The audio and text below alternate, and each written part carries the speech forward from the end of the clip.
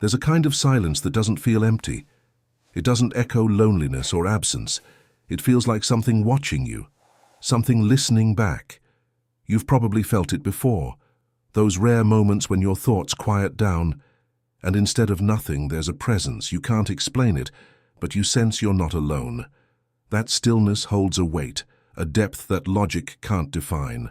In that space, your breathing slows, your shoulders relax, and suddenly, the noise of your mind doesn't feel like the loudest thing in the room anymore. That's the threshold where divine communication begins, not through thunder, not through a voice in the clouds, but through the subtle shift of your inner world when something beyond you enters your awareness. This is where the mind of reason meets the language of the soul. René Descartes once said that clarity and distinctness are the marks of truth. The same is true when God speaks, not in chaos or contradiction, but through a clarity that feels almost unnatural. Psychology calls this the moment of cognitive alignment, when thoughts, emotions, and physiology synchronize. Spiritually, it's the moment when the noise of your thinking steps aside for the whisper of something infinite. And this is the paradox most people miss. God doesn't compete with your thoughts. He waits until you run out of them. Every time you pause your frantic need to figure things out, something sacred begins to move. Judith Beck would call it the cognitive shift, the precise moment your internal monologue gives way to awareness. But what truly happens beneath that silence is physiological. Your amygdala quiets, your prefrontal cortex activates, your nervous system settles. The science of hearing God starts with the biology of stillness. The spiritual act of listening is not about straining to detect a sound. It's about tuning your whole being to peace. So when people say they've never heard God's voice, it's not that he hasn't spoken. It's that they've mistaken stillness for absence. We've been trained to associate truth with volume, action, and proof. But the divine doesn't shout over the noise. It withdraws until you notice the quiet. God doesn't rush to convince. He invites you to recognize. Imagine you're in a storm of your own making. Thoughts racing, heart pounding, decisions pressing. Then for no apparent reason you stop. You breathe. The world doesn't change, but your perception does. That inner space where you suddenly feel clarity, even for a few seconds. That's what divine silence sounds like. It's not nothing. It's instruction, correction, and love condensed into presence. Andrew Huberman's research shows that the human brain reorganizes under calm focus. When you slow your breath and steady your gaze, your neurons begin to synchronize, producing coherence, a measurable, ordered rhythm. That's what happens spiritually too. When your inner frequency matches peace, you become able to receive guidance that was always there. God's voice doesn't need to be louder. You just need to be quieter. When the silence starts speaking, it doesn't give explanations. It gives awareness. You don't hear a sentence. You feel direction. You don't get an answer. You get alignment. And that's how God trains your discernment. His goal isn't just to talk to you. It's to reshape the instrument you listen with. The mind begins to serve the spirit, not the other way around. The next time you sit in quiet and feel nothing, remember this. Your senses are recalibrating. You're learning to perceive not through emotion, but through peace. That's the language of God, steady, grounded, patient. The voice that moves mountains begins by stilling the waves within you. The sign that you're starting to hear him isn't noise, it's calm. And when that calm begins to transform your reactions, your choices, your breathing, that's when the silence has truly started to speak. The weight of thought and the lightness of spirit. There's a moment in everyone's life when the mind feels like a crowded room. Thoughts bounce off the walls, urgent, logical, repetitive, each demanding to be right, each fighting to be the last word. That's the weight of thought. It presses down, it constrains, it convinces you that control equals safety. But when God speaks, his voice doesn't weigh on you, it lifts you. It doesn't suffocate reason, it transcends it. It feels as if a window suddenly opened in a room you didn't know was locked. Our thoughts are built on repetition. They run in loops, shaped by past experiences and emotions we haven't yet healed. Judith Beck explains this as automatic thought patterns, the mental reflexes that form without conscious permission. They're loud, persuasive, and familiar. They mimic truth, but carry a subtle anxiety. God's voice, however, doesn't repeat your fears, it interrupts them. It doesn't pressure, it releases. The moment you sense peace emerging without external reason, that's not your mind solving. It's your spirit remembering. Daniel Goleman once described emotional intelligence as the mastery of awareness, the ability to notice what you feel without becoming it. The same principle applies spiritually. God's impressions don't merge with your anxiety. They stand apart from it. They arrive not with panic, but with precision. When He speaks, you don't feel the rush of urgency. You feel time slow down. That's not just poetic, it's neurological. Andrew Huberman's studies show that when the nervous system shifts from fight or flight into parasympathetic calm, your prefrontal cortex, the seat of wisdom, finally takes control. In that calm, divine clarity becomes audible. The difference between your thoughts and God's voice isn't volume, it's gravity. Thoughts feel heavy because they demand resolution. Divine guidance feels light because it invites trust. The mind wants to calculate outcomes. The spirit wants to align with purpose. When the mind is leading, everything feels urgent. When God is leading, even delay feels sacred. This is the paradox that rewires your faith. Peace is not a pause in the journey. It's proof you're on the right path.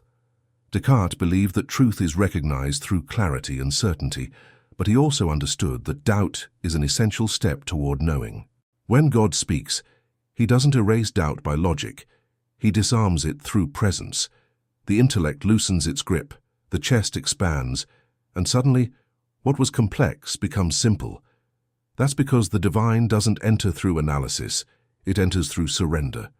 The lightness of spirit is not the absence of responsibility, it's the awareness that you are being guided, not pressured. You stop striving to control outcomes and start perceiving purpose in motion. This shift doesn't happen in your head, it happens in your state of being. The same situation that once made you anxious now invites peace because the weight of it has been lifted off your mind and placed into divine hands. The more you learn to identify this difference, the faster your discernment grows. When thoughts are yours, they fragment your focus. When they're divine, they unify it. One multiplies questions, the other dissolves them. That's why you'll never hear God as panic or confusion. He doesn't add to your storm, He steadies your compass. So if you're wondering how to tell whether it's you or Him, pay attention to the weight. The voice of God doesn't crush, it carries. It doesn't argue, it assures. It doesn't trap you in thought, it frees you into trust. The evidence that it's divine isn't in how it sounds, but in how it transforms the atmosphere inside you. The voice that disrupts your patterns. There's a reason God's voice rarely sounds like the one you expect. It doesn't come to confirm your comfort. It comes to confront your patterns. The human mind clings to familiarity even when it hurts. It repeats behaviors, replaying emotional loops that feel safe only because they're known. This is the paradox of human psychology. We fear change more than pain. Yet when God speaks, His first act is disruption, not punishment, but liberation.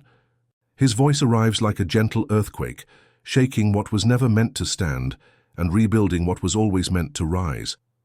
In therapy, cognitive restructuring happens when a person challenges the automatic thoughts that drive their suffering. Spiritually, God's communication functions the same way. When His voice enters your mind, it exposes every illusion that kept you in emotional autopilot.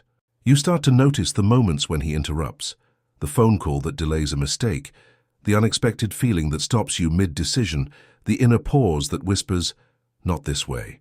Those interruptions aren't random, they're divine interventions in disguise. When you're used to listening only to yourself, divine correction feels inconvenient. It's the tension between what your emotions want and what your spirit knows. Marcus Aurelius once wrote that the soul becomes dyed with the color of its thoughts. God's voice comes to strip away those false colors, to wash you clean of patterns born from fear, ego, or habit. And often, that cleansing hurts before it heals. Because before you can hear His guidance clearly, you must be willing to let your noise be disturbed. Joe Dispenza describes transformation as the death of the familiar self, the collapse of neurological patterns that define identity. The same occurs when God speaks. His words don't decorate your comfort zone, they dismantle it. Every time he calls you higher, something within you resists, because the brain equates predictability with safety. But divine guidance is not designed to be predictable. It's designed to awaken your potential. God's disruption isn't chaos, it's calibration. Think of it this way: if your life is a melody, your habits are the notes you play without thinking.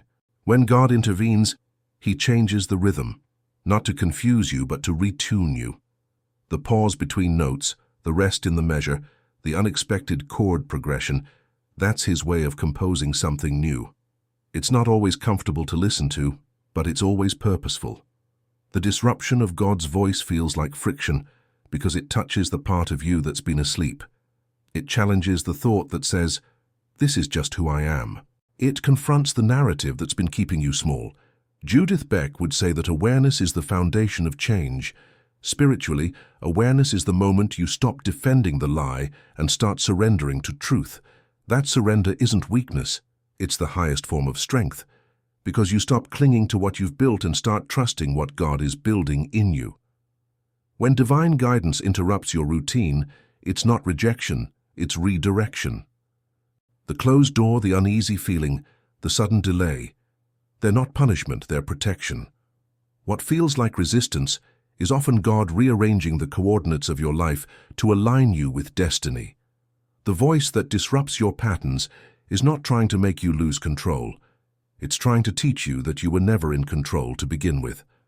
So the next time something doesn't go your way, pause before calling it bad luck. Ask yourself, is this interruption my invitation? Because sometimes the silence after your frustration is the voice of God saying, you were never meant to stay there. His disruption isn't a detour, it's the doorway to your renewal. The unexplainable clarity. There are moments when confusion collapses like a storm suddenly ending. You are overthinking, drowning in options, praying for a sign. And then, without logic or warning, everything becomes still. You don't hear words, you don't see visions, but something inside you knows. It's the kind of clarity that reason can't take credit for. It arrives softly, yet with authority, as if truth itself just sat down in the room. That's what hearing God often feels like. A revelation without reasoning, a certainty without explanation. The human mind is addicted to control. It wants sequences, patterns, and proof before it trusts. But divine communication doesn't operate under the rules of deduction. It cuts through mental fog like light through mist. Andrew Huberman explains that clarity is not merely psychological, it's physiological.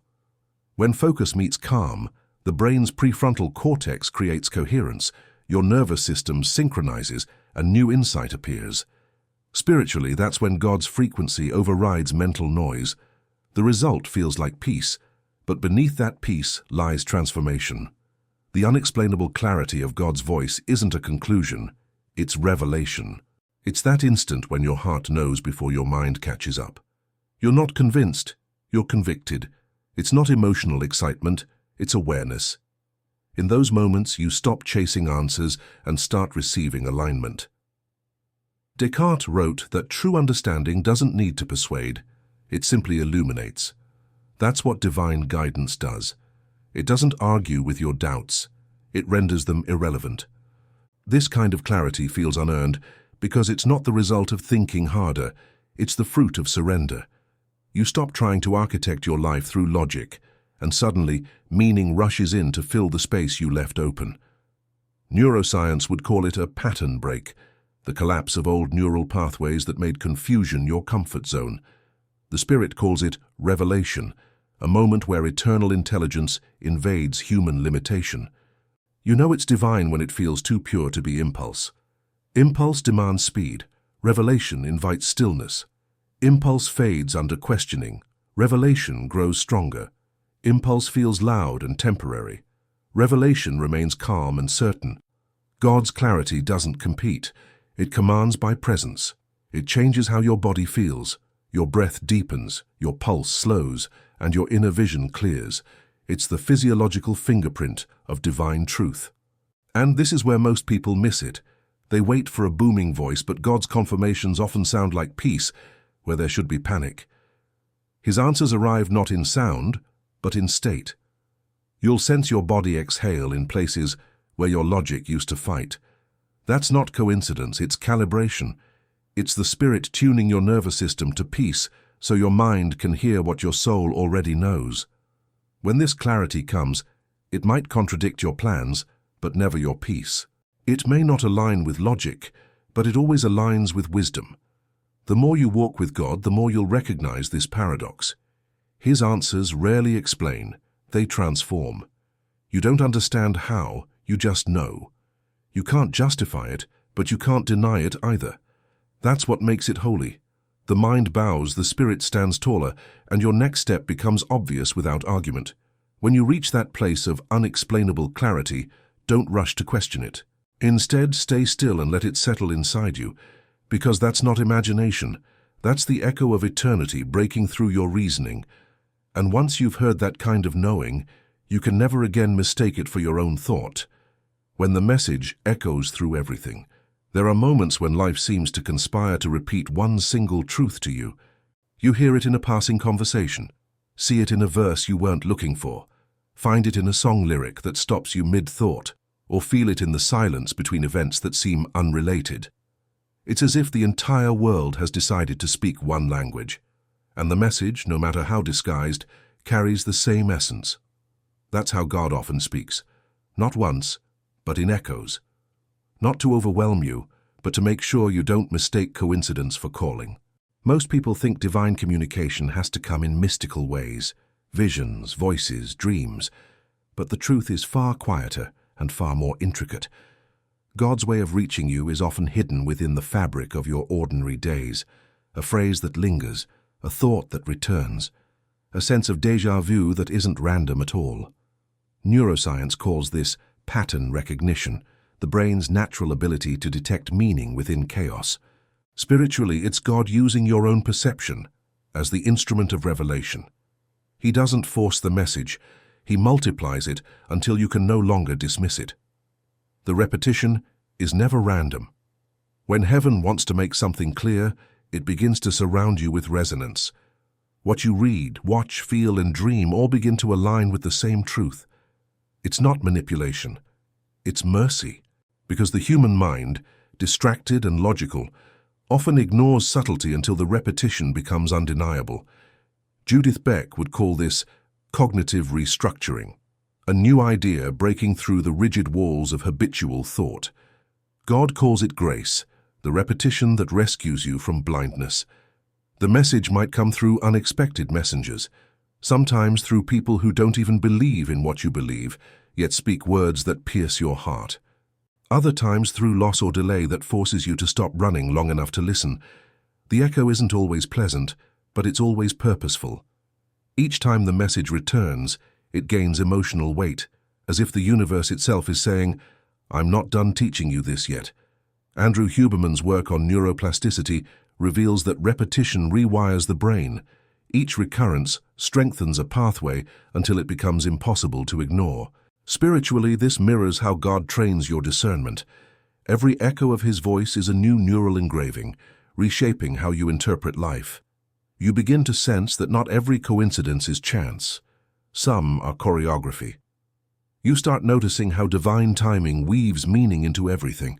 The delay that protected you, the rejection that redirected you, the silence that forced you inward. And yet, these echoes aren't meant to keep you in constant searching. God doesn't want you obsessed with decoding signs. He wants you familiar with his tone. When you finally recognize his resonance, you begin to walk by awareness, not by analysis.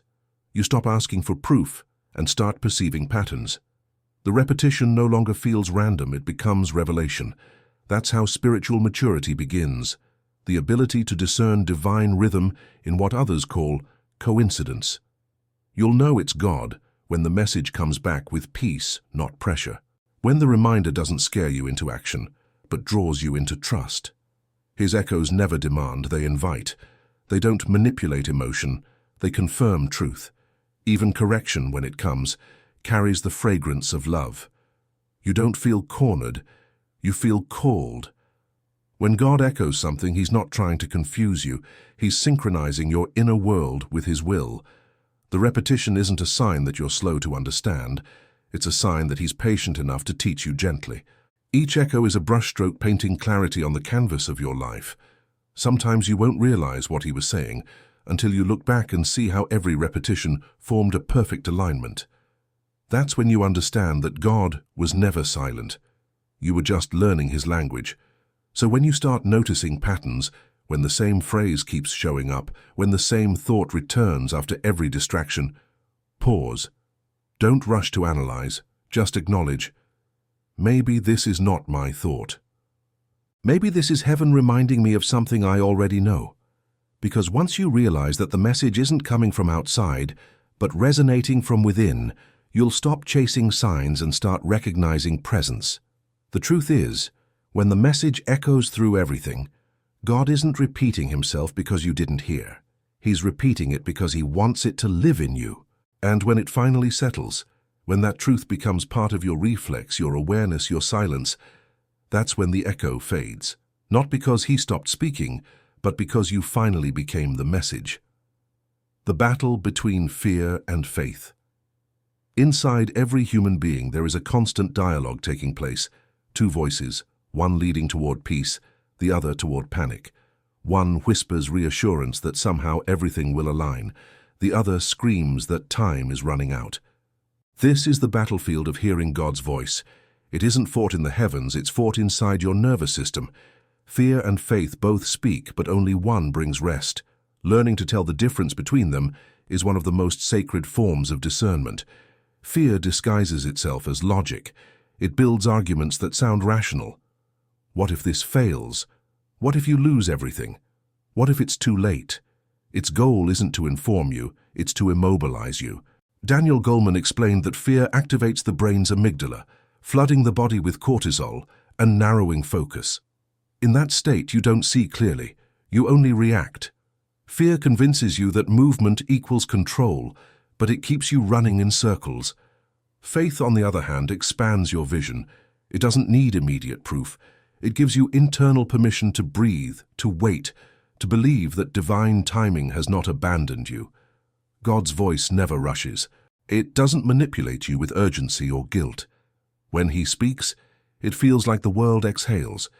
His direction may challenge you, but it never suffocates you. Judith Beck would describe this as the difference between cognitive distortion and balanced thought. One exaggerates threat, the other restores perspective. Spiritually, it's the difference between reacting from fear and responding from faith. When you act in fear, everything feels like survival. When you act in faith, even risk feels like peace. Fear uses noise, faith uses stillness. Fear repeats the worst-case scenario until it becomes believable. Faith repeats the truth until peace returns. The voices sound similar because they both speak inside your mind, but their fruits couldn't be more opposite. Fear drains energy, tightens the body, and accelerates thought. Faith slows the breath, steadies the heart, and organizes emotion. Andrew Huberman's research shows that slow breathing and grounded focus deactivate the amygdala and re-engage the prefrontal cortex, the part of your brain that sees the bigger picture. That's the scientific reflection of a spiritual truth.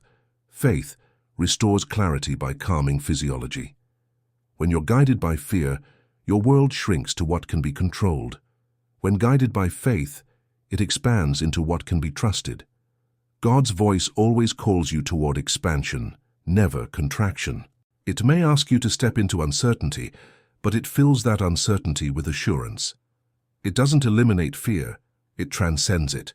You'll still feel your pulse race, but the peace underneath won't move. You'll still see obstacles, but they'll lose their power to define the outcome. That's what divine communication feels like. Courage anchored in serenity. Fear screams for immediate reaction. Faith whispers for patient obedience. Fear's timeline is now. Faith's timeline is eternal. Fear wants to dictate. Faith invites you to participate. That's why God's guidance often feels like a paradox. You sense danger, but move forward anyway, because something deeper than emotion says, go.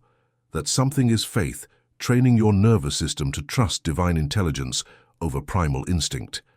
This battle between fear and faith isn't something you win once. It's something you learn to navigate daily. Every new challenge tests which voice you'll follow.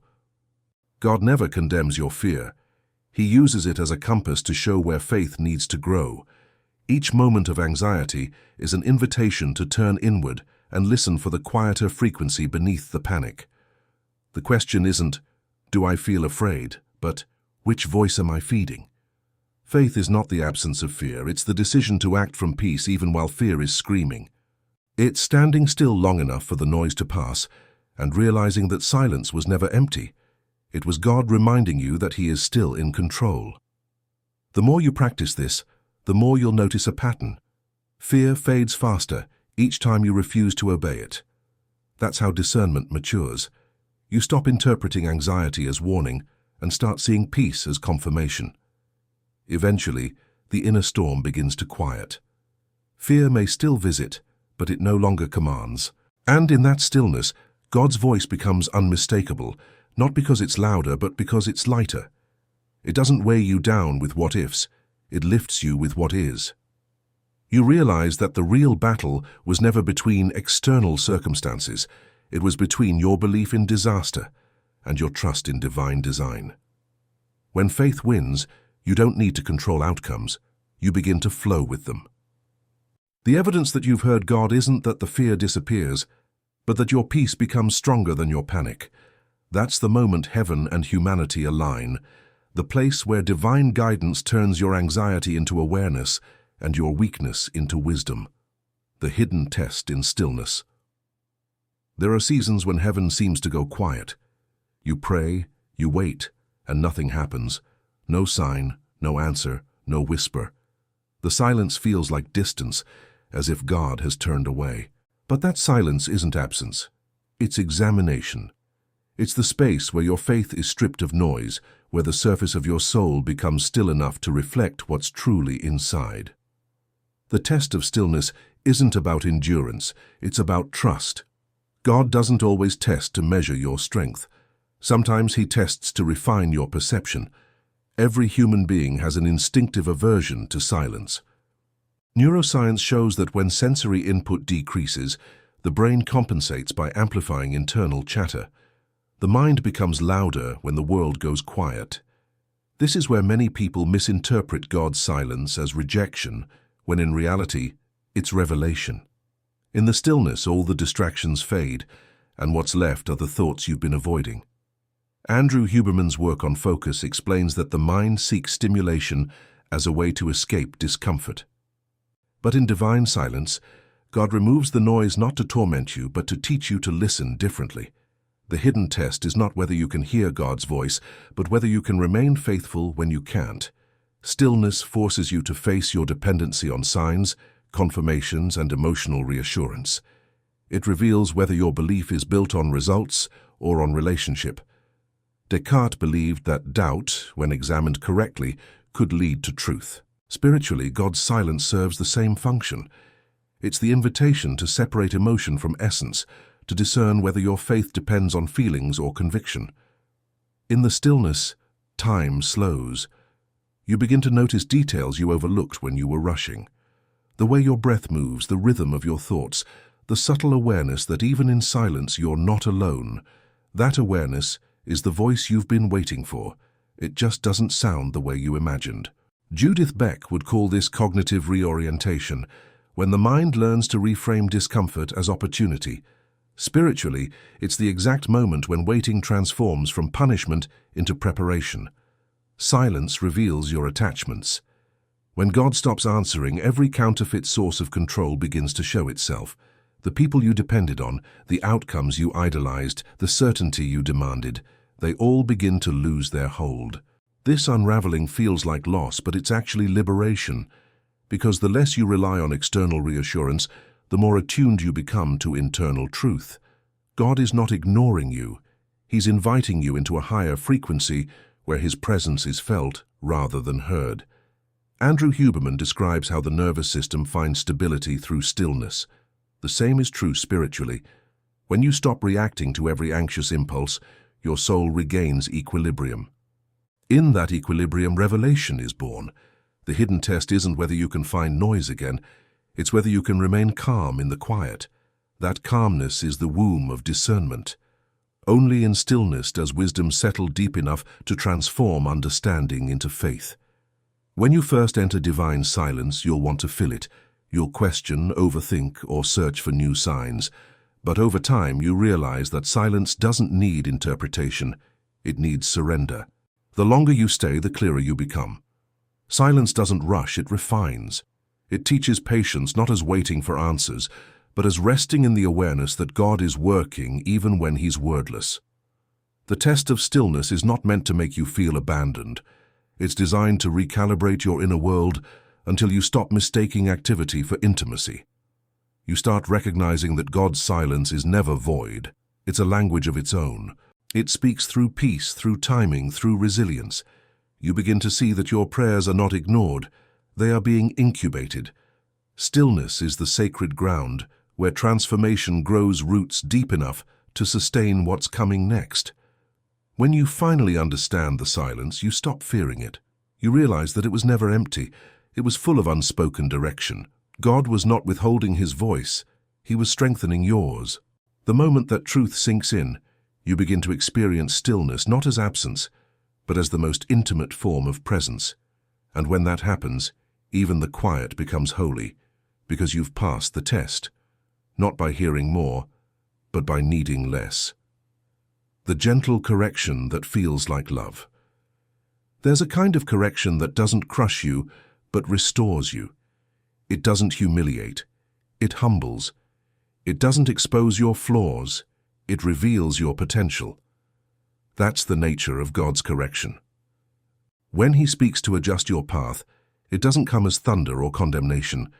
It comes as warmth in your chest, as clarity in confusion, as peace that interrupts guilt. His correction carries love so strong that it disarms your defenses. You stop hiding. You stop fighting. You start listening. Human correction often bruises because it's rooted in ego. It wants to control or prove. But divine correction has a different energy. It doesn't tear you down. It lifts you toward alignment. It doesn't remind you of failure. It reminds you of identity. God doesn't correct to punish. He corrects to reconnect. Every act of divine discipline is a declaration that you still matter enough to be redirected. The absence of correction would mean indifference. The presence of it means you are deeply seen. Judith Beck writes that real change begins when awareness replaces self-criticism. Spiritually, this is exactly how God works.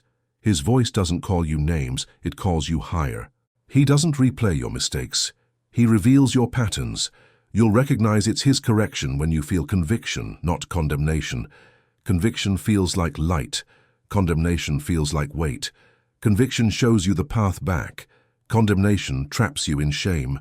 One is the voice of love, the other the echo of fear. There's neuroscience behind this divine gentleness. Andrew Huberman describes how calm, safe attention opens the brain for new learning.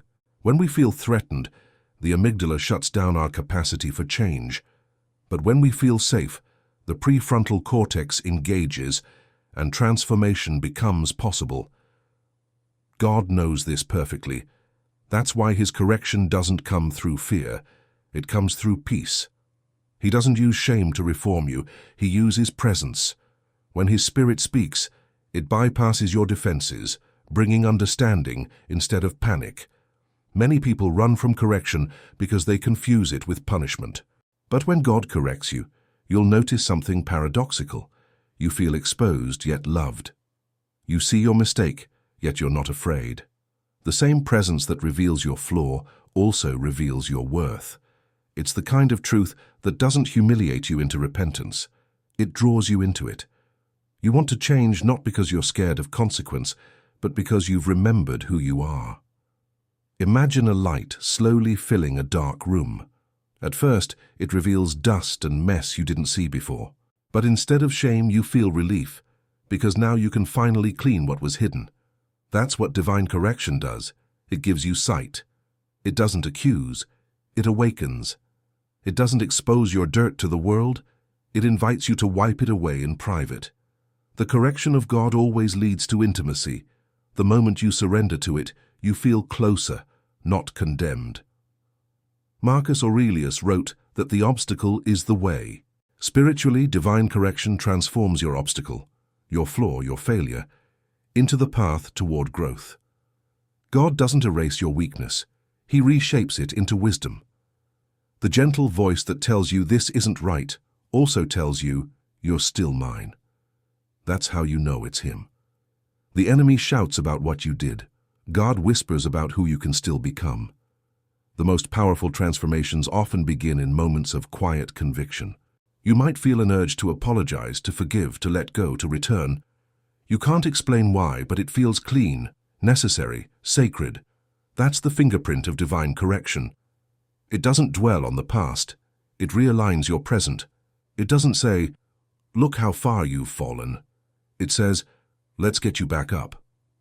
The human mind tends to associate correction with pain, but when it's divine, it becomes liberation.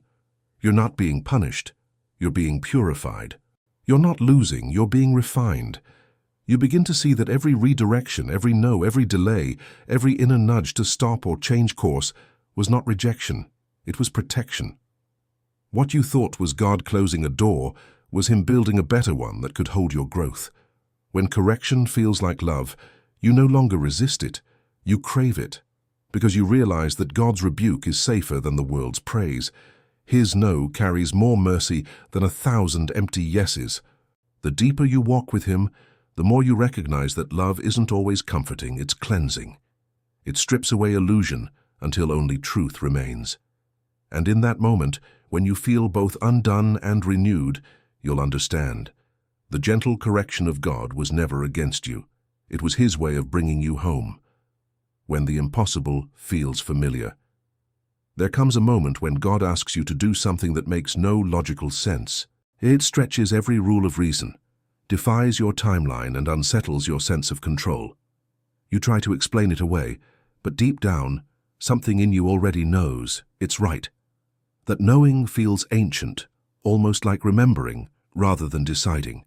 This is what it's like when the impossible feels familiar.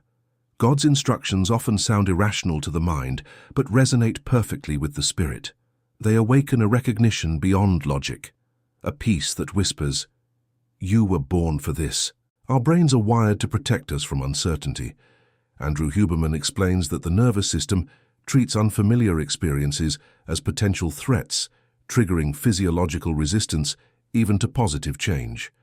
Yet, the Spirit of God often leads you through that very tension. He invites you to walk where your logic cannot follow. You'll feel it in your body, a mix of fear and wonder, anxiety and awe.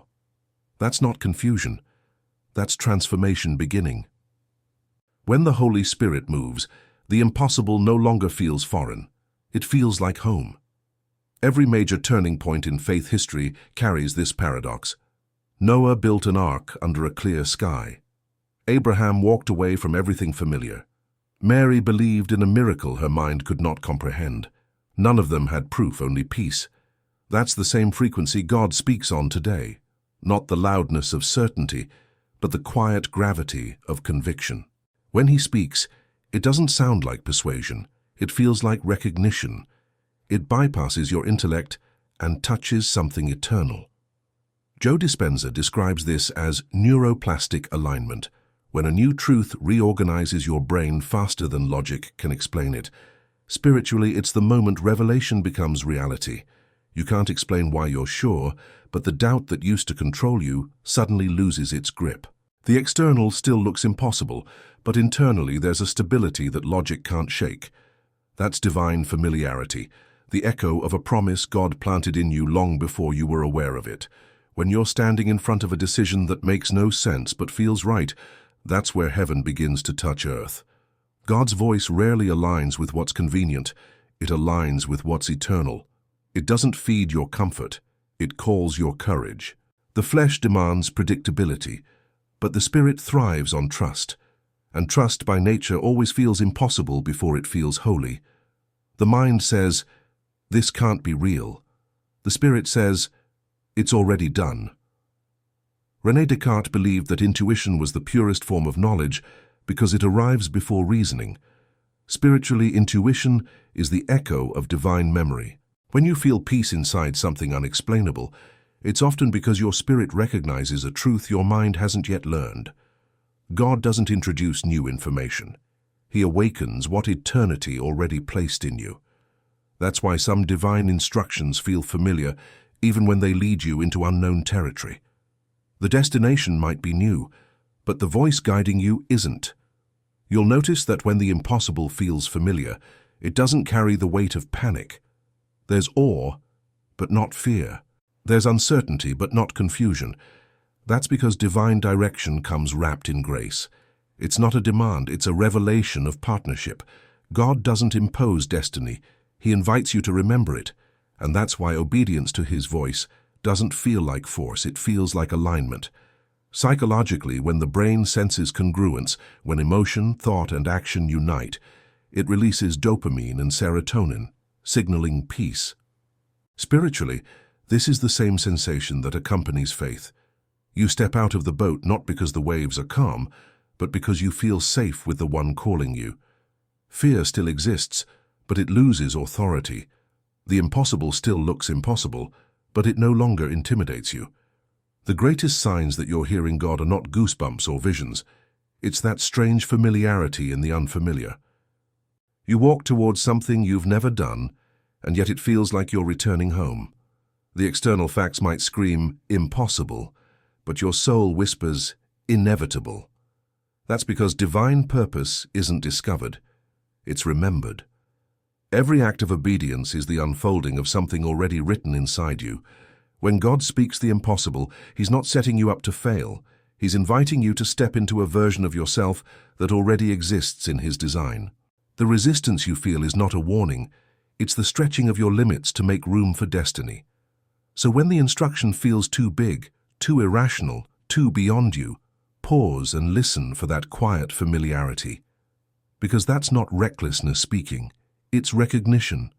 The voice you're hearing is not foreign, it's the sound of your true purpose calling you by name. The fruit that outlasts emotion. Every spiritual experience begins with a feeling, but not every feeling comes from God. Emotion can ignite faith, but it can also imitate it. The human heart is powerful yet unstable. It can cry from truth one moment and from fear the next. That's why discernment is not about how something makes you feel in the moment, but what remains after the emotion fades. The true evidence that you've heard God is not a fleeting high. It's the fruit that endures when the feeling is gone. When God speaks, His voice plants something that doesn't wilt with time. It doesn't depend on adrenaline, music, or circumstance. It grows quietly, steadily, beneath the noise of your emotions. It transforms reaction into reflection. It turns inspiration into structure. That's the divine signature. His guidance continues to shape you long after the moment has passed. You find yourself responding differently, thinking more clearly, forgiving faster, choosing peace over drama. That's not willpower, that's divine fruit. Andrew Huberman's research shows that emotional spikes are temporary. The brain's reward system isn't designed for sustained intensity. What lasts are the pathways built through repetition and alignment. Spiritually, it's the same principle. The voice of God doesn't just inspire a moment, it reprograms a lifetime. The reason divine truth feels simple is because it's stable. It doesn't need to rush your emotion, it resets your direction. You might not feel the same excitement days later, but the peace remains, and that peace is your proof. Many people mistake emotional excitement for revelation, but emotion without transformation is just stimulation. God doesn't speak to entertain your heart. He speaks to renovate it. When His voice enters, it begins to reorder priorities, desires, and patterns. Judith Beck would call this cognitive restructuring, the process by which thought patterns change permanently. Spiritually, it's sanctification in motion. You start noticing that the things that once tempted you no longer hold the same pull, and the things that once bored you, like silence, gratitude, patience, begin to satisfy you deeply. That's the fruit growing. Emotions are meant to respond to truth, not replace it. When God speaks, your emotions may respond, but His truth continues to live long after the tears, chills, or joy have passed. You'll find that divine encounters lead to balance, not burnout. His presence doesn't drain, it sustains. That's how you know the difference between inspiration born of emotion and guidance born of the Spirit. Emotion excites the surface. Divine truth nourishes the roots. Descartes believed that clarity was the essence of truth. In that same logic, divine fruit is the clarity that remains when emotional fog lifts. You might feel doubt later, but something inside you refuses to return to the old pattern. You can't unhear what peace taught you. That's not motivation, it's metamorphosis. God doesn't work through emotional manipulation. He works through consistency. His voice echoes through your daily choices, not just your moments of passion. You can test any spiritual experience by its aftermath. Did it leave you restless or centered? Did it make you proud or humble? Did it lead you to chase approval or seek presence? The voice of emotion leaves residue. The voice of God leaves renewal.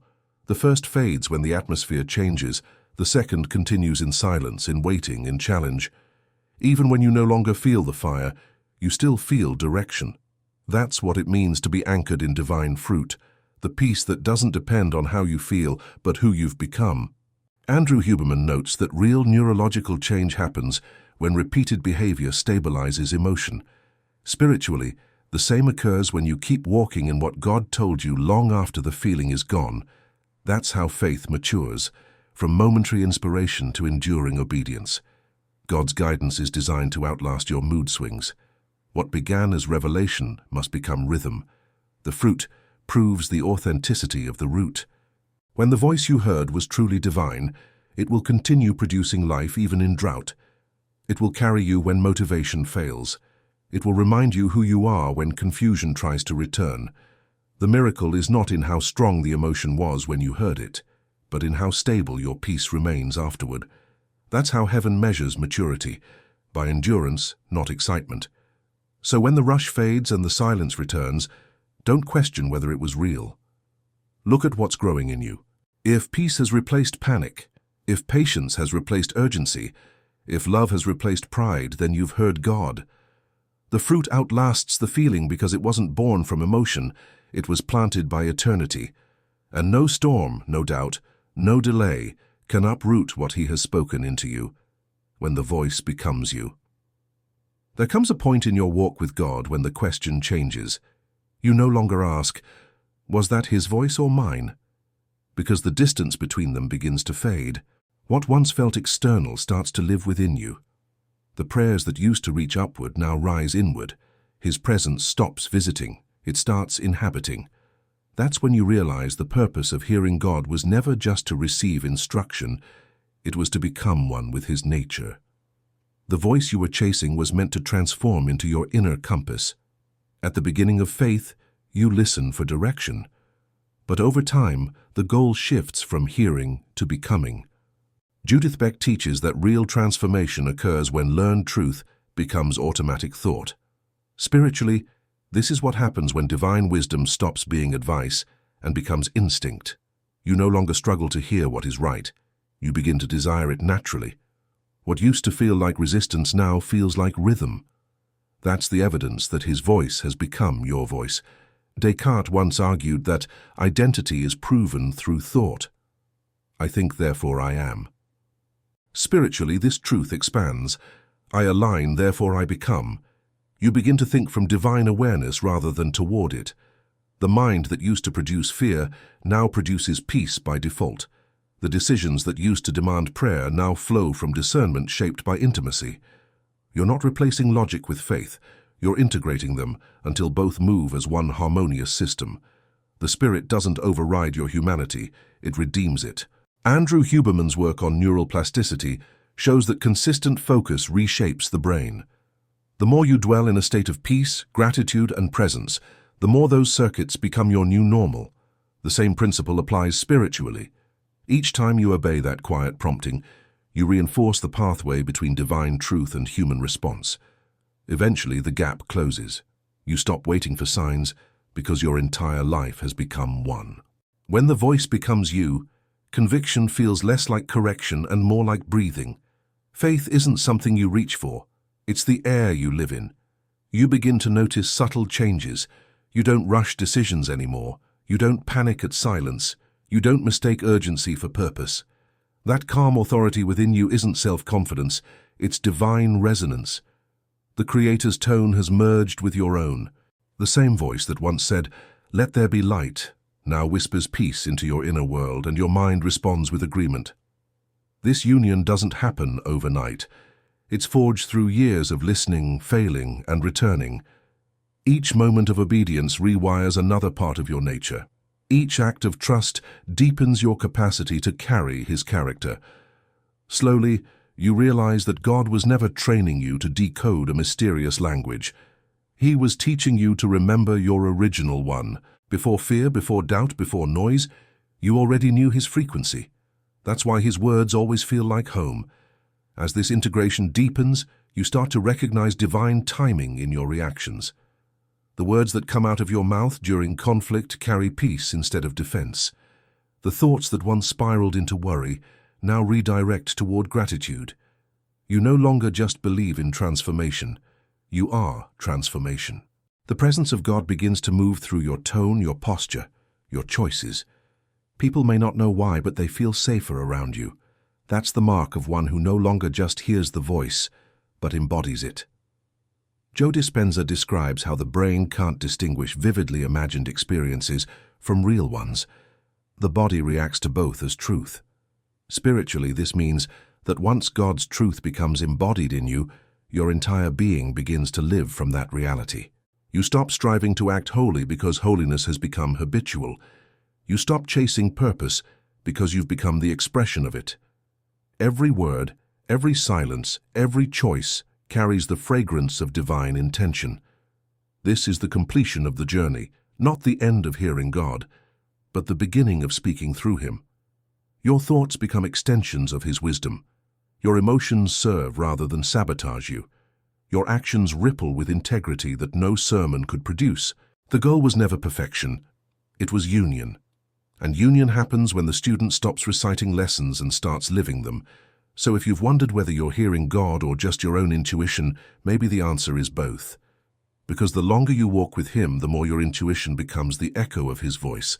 It's not imitation, it's inheritance.